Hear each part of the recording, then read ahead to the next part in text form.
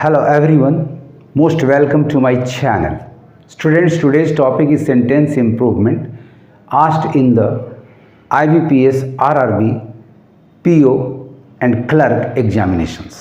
तो आइए इस टॉपिक को शुरू करने के पहले वीडियो को लाइक कर लें, मेरे चैनल को सब्सक्राइब कर लें, साथ साथ बेल आइकन को प्रेस कर लें ताकि आपको लेटेस्ट नोटिफिकेशंस मिलता रहे।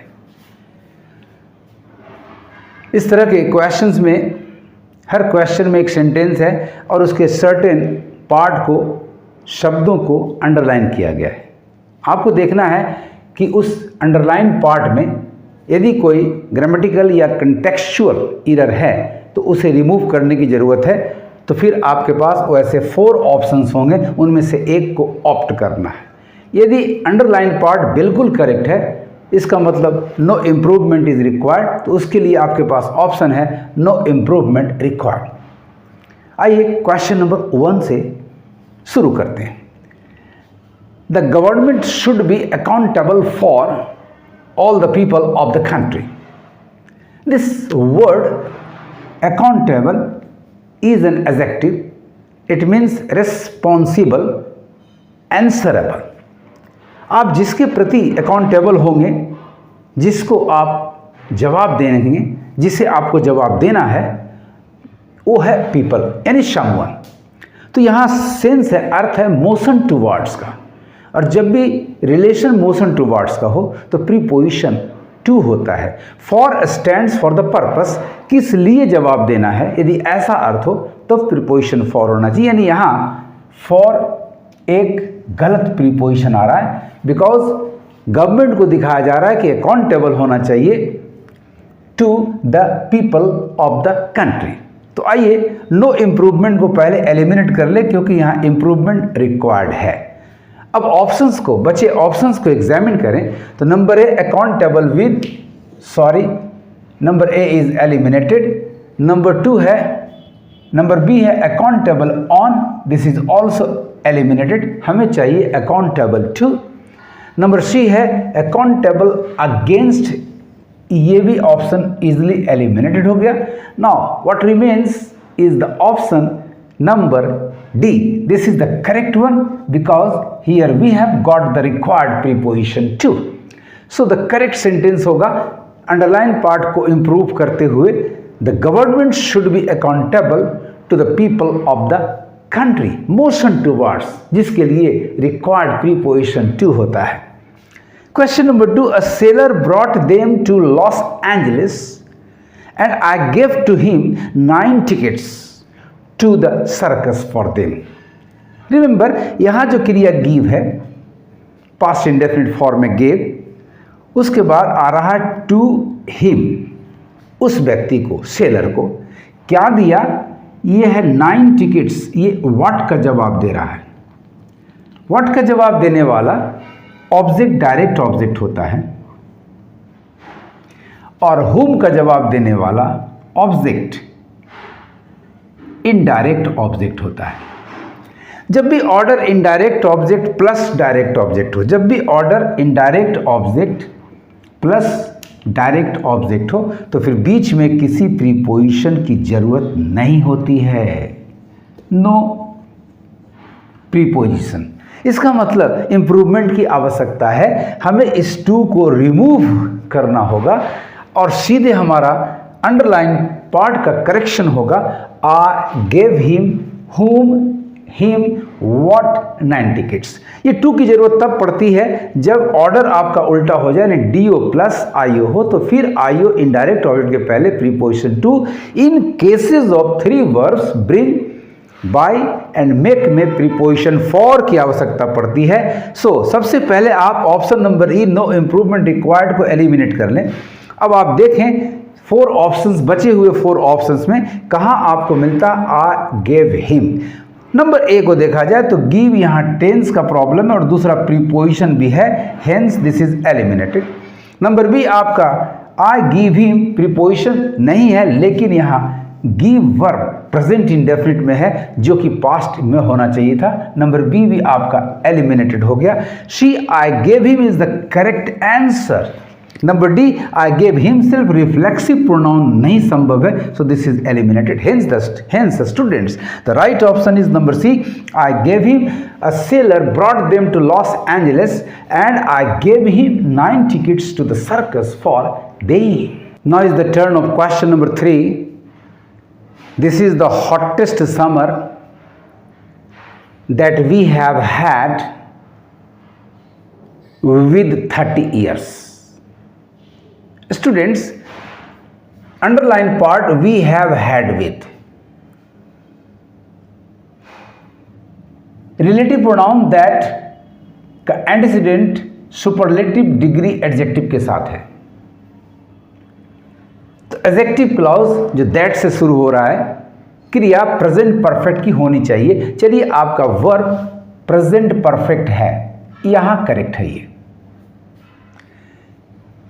विद प्रीपोजिशन के बाद आने वाले शब्द 30 ईयर्स, ये एक पीरियड ऑफ टाइम है.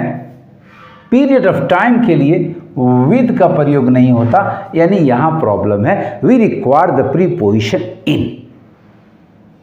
आराम से और बड़े इत्मीनान से, लेकिन तभी संभव है जब आप ग्रामेटिकल नॉलेज के अच्छे ज्ञाता हों और प्रीपोजिशन पर आपको अच्छा कमांड हो.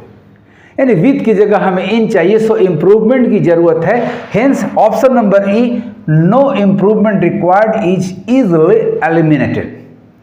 आइए बाकी के 4 ऑप्शंस को हम एग्जामिन करते हैं और देखते हैं कहां प्रीपोजिशन इन प्राप्त होता है. तो नंबर ए में आपका ऑन है, eliminated.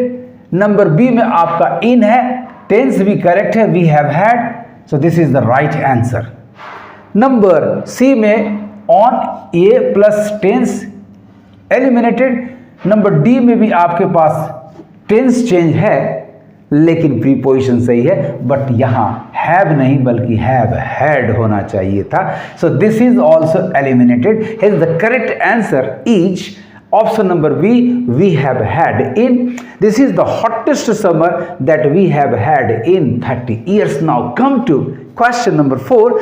This monument is dedicated to the soldiers who, correct आपका है who, क्योंकि एंटीसीडेंट डेफिनिट है. gave their lives, yes, gave का सेंस यहाँ पर sacrifice their lives है, बिल्कुल करेक्ट है. to their country, यानी आपका अंडरलाइन पार्ट में कोई ग्रामेटिकल या कंटेक्चुअल एरर नहीं आ रहा है. इजिली ग्रामर का नॉलेज यदि आपके पास अच्छा है तो you can easily mark number E as your answer. No improvement required. और बड़ी आसानी से आपने देखा कि हमने ऑप्शन को सिलेक्ट किया. अब बाकी 4 ऑप्शंस में देखिए कहाँ कहाँ गलती है, जस्ट एक्सप्लेन कर देता हूँ मैं आपको. हुम यहाँ संभव नहीं है, टेंस भी यहाँ चेंज किया है, so this is eliminated. Option number B में हु सही है, लेकिन टेंस में यहाँ परिवर्तन कर दिया है, hence this is eliminated. Option number C में हुज कतई संभव नहीं है और ये पैसिव की जरूरत भी नहीं है, hence it is easily eliminated. That कभी नहीं होगा. दैट का प्रयोग तब होता है जब एंटीसीडेंट में सुपरलेटिव डिग्री एडजेक्टिव होता है, जैसा आप क्वेश्चन नंबर 3 में देख रहे हैं, जब आपका एंटीसीडेंट इंडेफिनिट वगैरह वगैरह बहुत सारे पॉइंट्स इसमें हैं. सो ये यहाँ से एलिमिनेटेड हो गया. बाकी करेक्ट है, but that is a problem. Hence the correct option is number E, no improvement required. अब आते हैं क्वेश्चन नंबर 5 पर. The sentence is, the bank rate cut is expected to relieve severely financial squeeze that has hit industry. आपका underline part है to relieve severely. गौर से देखें, expected verb के बाद टू रिलीव वर्ब से व्हाट का जवाब आ रहा है. जब भी वर्ब के बाद किसी वर्ब से व्हाट का आंसर प्राप्त हो तो वह क्रिया, वह वर्ब इन्फिनिटिव होती है, यानी टू रिलीव आपका बिल्कुल करेक्ट है. आते हैं तब सिवियरली पर. सिवियरली एक एडवर्ब है, जबकि ये क्वालिफाई कर रहा है कंपाउंड नाउन फिनेंशियल स्क्वीज को, और नाउन की विशेषता बताने के लिए एडवर्ब नहीं बल्कि एडजेक्टिव की आवश्यकता होती है. यानी हमारा ये सिवियरली गलत शब्द है. यहाँ एडवर्ब नहीं बल्कि एडजेक्टिव की जरूरत है, हमें जरूरत है एडजेक्टिव की. फिर देखिए financial squeeze that has hit industry, आपका ये जो एडजेक्टिव क्लॉज है दैट हैज हिट इंडस्ट्री, ये इस फ्रेज को सिवियर फाइनेंशियल स्क्वीज को पर्टिकुलराइज कर रहा है। इसका मतलब यहां पे एक डेफिनेट आर्टिकल होना चाहिए और वो चाहिए हमें द, यानी करेक्ट ऑप्शन हमारा होना चाहिए to relieve the severe financial squeeze. गौर से देखिए, टू रिलीव द सिवियर हमें ऑप्शन में तलाश करना है। तो ऑप्शन नंबर ई आपका एलिमिनेटेड हो गया क्योंकि इंप्रूवमेंट की जरूरत है, नो इंप्रूवमेंट रिक्वायर्ड, ये एलिमिनेट किए। बचे हुए 4 ऑप्शंस को एग्जामिन करो आप। तो option number A to relieve severe ये तो करेक्ट है, लेकिन यहां आर्टिकल मिसिंग है, so this cannot be the right answer. Number B में to relieve the, yes the भी मिला, सिवियर भी मिला, mark it as your answer, this is the correct one. Number C में फॉर एंड रिलीविंग ये संभव नहीं है, hence eliminated. And number D में फॉर रिलीविंग, तो ये फॉर एंड रिलीविंग आपका इजिली एलिमिनेट कर दे रहा है इसे। The right option is this number B to relieve the severe. Now come to question number 6। Ever since we have had agriculture people have been employed technology to make it better. Student, the underlined part is people have been employed. Employed के बाद आपका technology एक object है, तो फिर ये क्रिया passive नहीं चाहिए, इस वर्ब को एक्टिव वॉइस में होना चाहिए, जबकि आपका जो दिया हुआ अंडरलाइन एक्सप्रेशन है वो पैसिव जा रहा है। Should be in active voice, यानी हमें इंप्रूवमेंट की जरूरत है। सो सबसे पहले आप option number E no improvement required को एलिमिनेट कर लें। अब बचे हुए 4 ऑप्शंस में देखें तो नंबर ए है पीपल हैव बीन एम्प्लॉइंग, या बिल्कुल सही आंसर आपको मिला है, people have been employing technology. Number B में आपका people have employed, perfect tense होगा नहीं क्योंकि यहां एवर सिंस, और जब भी सिंस के साथ टाइम क्लॉज आता हो, तो क्रिया हमेशा प्रेजेंट परफेक्ट कंटिन्यूअस टेंस होती है। Hence the right answer, the right option is number A people have been employing technology. Number B tense के वजह से ये एलिमिनेट हो गया। Number C people has, people के साथ हैज होगा नहीं, बीन एम्प्लॉइंग करेक्ट है, so this is eliminated. Number D people had, ये टेंस के वजह से एलिमिनेट हो गया। Thus the right answer is number A, people have been employing, ever since we have had agriculture, people have been employing technology to make it better। इस तरह से students, if you have a good knowledge of English grammar, her part पर ध्यान देंगे and good comprehension, you can easily improve the sentences। आपको मेरा ये video कैसा लगा कमेंट करेंगे और ज़्यादा से ज़्यादा शेयर करेंगे। Thank you for watching my video.